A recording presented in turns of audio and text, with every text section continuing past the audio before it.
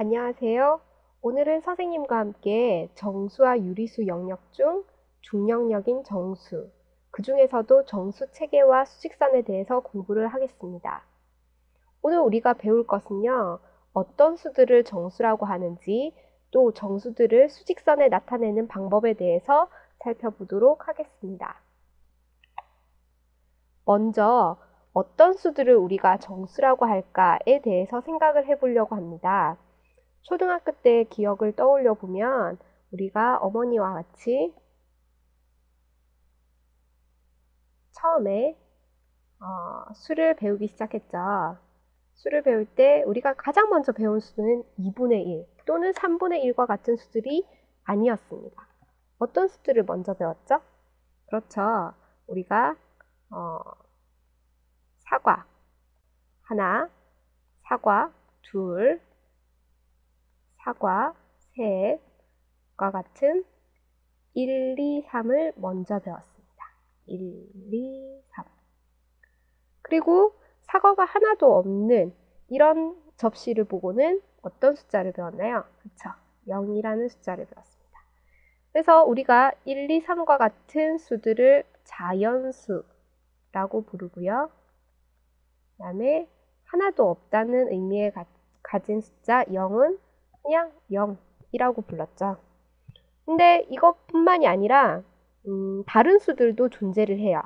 그 수들이 뭔지를 다음 예제를 통해서 우리가 살펴보도록 할게요. 우선 일기예보를 보도록 하죠. 지금 보이는 일기예보에서 서울의 기온에 3과 3이 들어있는데요. 왼쪽 3에는 빼기 기호가 붙어 있어요. 그리고 대구 기온을 보면 1과 7이 있는데요. 왼쪽에 있는 1에는 빼기 기호가 또 붙어 있어요. 자, 이건 무슨 의미를 담고 있을까요? 서울의 기온을 보면 그날의 최저 기온이 마이너스 3이다. 이건 0도보다 3도 낮은 값을 의미합니다. 마찬가지로 대구에서의 최저 기온이 마이너스 1이다. 이건 0도보다 1도 낮은 값을 의미하죠. 이처럼 기준이 되는 0보다 더 낮은 값을 표현하기 위해서 우리는 빼기 기호, 즉 마이너스 기호를 사용하여 표현하고 있습니다. 자, 그러면 다시 앞에서 우리가 고민했던 정수의 개념이 무엇인지에 대해서 정리를 해보도록 할게요. 정수의 개념을 우리가 함께 생각해 보도록 하겠습니다. 우리가 초등학교 때 배운 자연수 기억나시죠?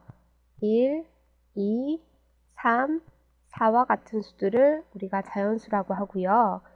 어떤 기준이 되는 값, 즉 기준이 되는 0값 아래에 하나 아래, 하나, 2번 아래, 3번 아래의 값들을 표현하기 위해서 우리가 마이너스 기호를 붙인다고 얘기를 했었는데요.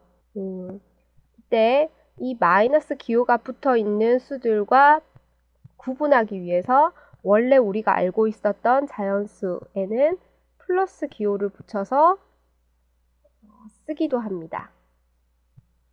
따라서 자연수에 우리가 이 플러스 기호를 양의 부호라고도 말을 하거든요. 그래서 양의 부호를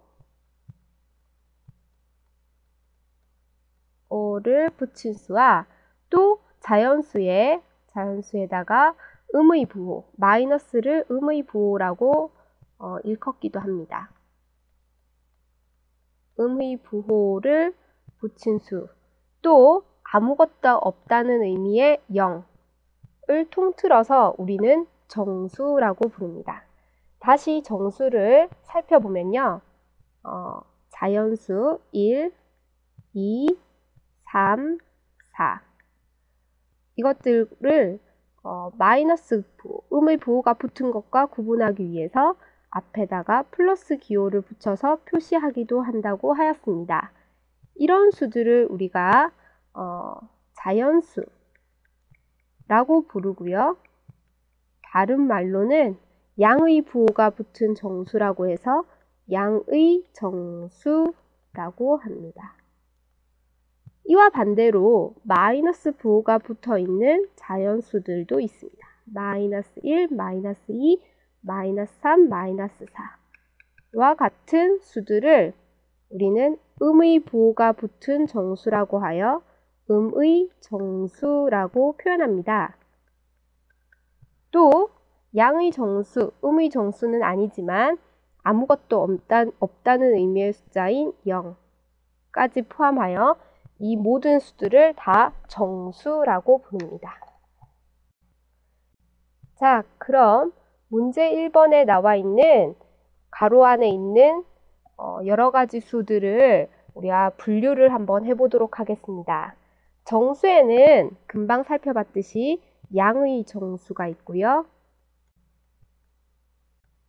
그리고 0이 있고요. 음의 정수가 있습니다.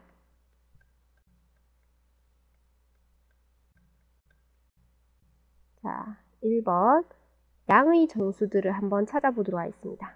양의 정수는 양의 부호가 붙어야 되죠. 양의 부호는 플러스 기호를 얘기합니다. 그렇다면 여기에 양의 정수는 뭐가 있을까요? 그쵸? 플러스 9가 보이네요. 자, 그럼 플러스 9만 양의 정수인가요? 아, 그쵸. 아니죠. 어떤 게 양의 정수가 있냐? 11은 양의 정수가 됩니다. 얘는 플러스 부호가 없는데요. 사실 플러스 부호는 마이너스 부호가 붙어있는 정수들, 즉 음의 정수와 구분하기 위해서 써준 부호이지만 생략할 수도 있답니다. 그래서 11은 양의 정수가 되죠. 그 다음에 두 번째 0에 속하는 수는 0 하나뿐이고요. 세 번째 음의 정수에 속하는 수는 마이너스 6. 음의 부호가 붙은 수들을 찾으면 되죠. 또 있을까요? 그쵸? 마이너스 1, 또 마이너스 4가 있습니다. 여러분들 정수를 쉽게 잘 분류할 수 있겠죠? 다음은 수직선에 대해서 설명해 보도록 하겠습니다. 수직선은요, 수를 표현할 수 있는 직선을 의미합니다. 자, 그럼 수를 어떤 식으로 표현할 건지에 대해서 살펴보도록 하겠습니다. 수에는 기준이 되는 0이 있고요. 0을 기준으로 오른쪽으로 한 칸 올라간 플러스 1, 두 칸 올라간 플러스 2, 세 칸 플러스 3, 네 칸 플러스 4, 다섯 칸 플러스 5가 있죠. 자, 이들을 우리가 자연수라고 말했습니다. 그러면 0 왼쪽에도 수가 존재할까요? 그렇죠. 우리가 0을 기준으로 해서 오른쪽에 있는 수와 반대되는 개념을 표현하기 위해서 우리가 마이너스 부호를 도입했다고 이야기를 했습니다. 그래서 왼쪽으로 한 칸 떨어진 수를 마이너스 1, 두 칸 마이너스 2, 세 칸 마이너스 3, 네 칸 마이너스 4, 다섯 칸 떨어진 점을 마이너스 5라고 표현을 합니다. 이때 수직선의 오른쪽에는 양의 정수들이 들어있고요.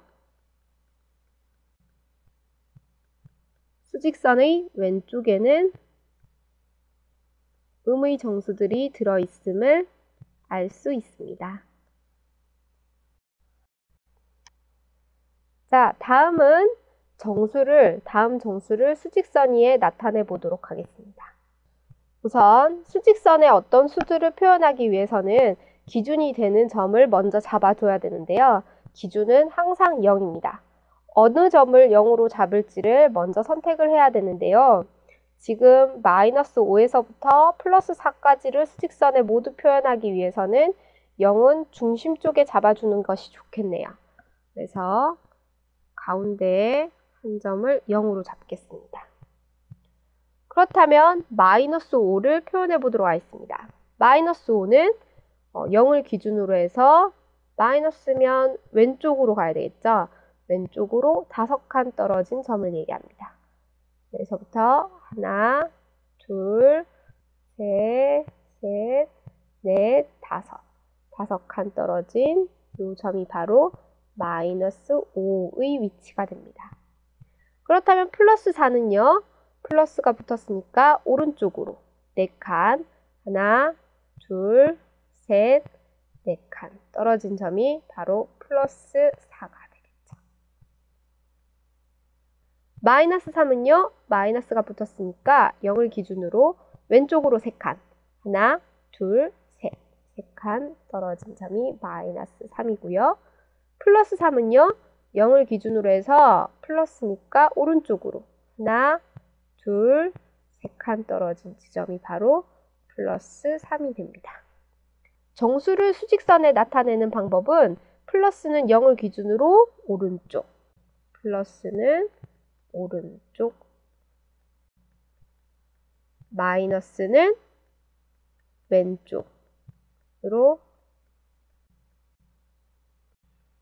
정해진 칸수만큼씩 이동시켜주면 된답니다. 쉽죠?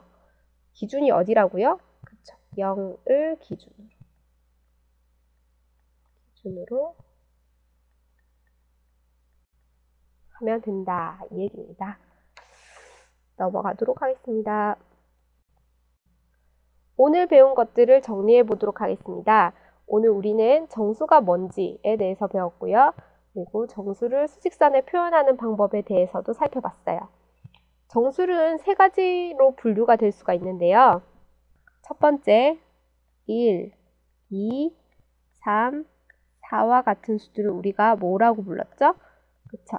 자연수라고 불렀습니다. 하지만 이 자연수는 뒤에 나오는 음의 정수들과 구분하기 위해서 앞에다가 플러스 부호를 붙여서 표현하기도 한다고 했습니다. 그래서 양의 부호가 붙은 정수라고 해서 이 수들을 우리가 양의 정수라고 표현합니다. 그리고 기준이 되는 수 0도 정수에 포함이 되고요. 음의 정수라고 불리는 것들이 있었죠. 예를 들면 마이너스 1, 마이너스 2, 마이너스 3과 같이 자연수에 음의 부호를 붙인 것들이었습니다. 이 세 영역을 통틀어서 우리는 정수라고 부르고요. 정수에는 이렇게 3가지 분류가 속해 있다는 걸 잊으시면 안 됩니다. 밑에는 정수를 수직선 위에다가 표현을 해봤는데요. 0을 기준으로 오른쪽에는 양의 정수,